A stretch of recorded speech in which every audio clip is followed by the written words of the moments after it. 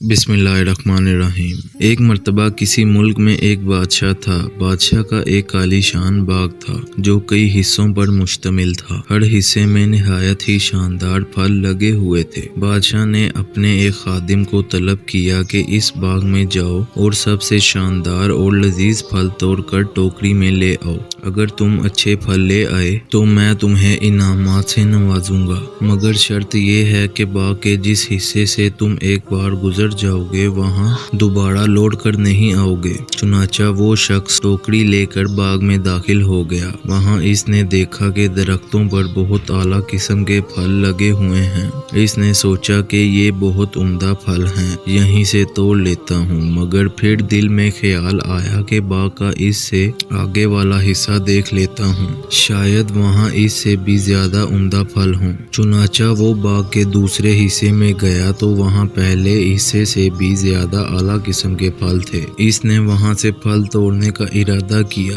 مگر پھر دل میں خیال آیا کہ ابھی باغ کے بہت سے حصے رہتے ہیں، اس سے آگے والا حصہ میں دیکھتا ہوں، شاید وہاں اس سے بھی زیادہ عمدہ پھل ہوں۔ وہ اگلے حصے میں پہنچا تو واقعی وہاں پچھلے حصے سے بھی اعلیٰ اور لذیذ قسم کے پھل تھے۔ اس نے یہاں سے پھل توڑ کر ٹوکری بھرنے کا ارادہ کیا، مگر ایک مرتبہ پھر دل میں خیال آیا کہ ہو سکتا ہے کہ اس سے اگلا حصہ اس سے بھی زیادہ عمدہ پھلوں پر مشتمل ہو۔ چنانچہ وہ اگلے حصے میں گیا، وہاں پچھلے تمام حصوں سے بھی زیادہ شاندار پھل تھے۔ اس نے یہاں سے پھل توڑنے چاہے، مگر اس سے بھی عمدہ پھل پانے کی حرص نے اس کو اپنا ارادے سے باز رکھا۔